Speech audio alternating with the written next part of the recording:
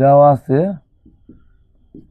X এ সমান Y, Y B সমান Z, Z C সমান এক্স।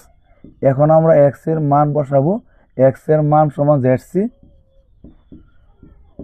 পাওয়ার এ সমান ওয়াই বা জেড সমান এ সি সমান ওয়াই।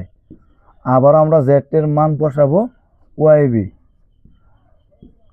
উপরে পাওয়ার এ সি সমান ওয়াই বা ওয়াই সমান এ বি সি। আমরা জানি কোনো সংখ্যার উপরে যদি কোনো পাওয়ার না থাকে তখন মনে মনে উপরে আমরা অন ধরে নিব। এখন আমরা লিখতে পারি ওয়াই সমান পাওয়ার অন। এখন আমরা সূচকের সূত্র অনুযায়ী বেজ যদি উভয় পাশে মিলে যায় তখন বেজ চলে যায়। এখন আমরা লিখতে পারি এ বি সি সমান অন, আনসার অন।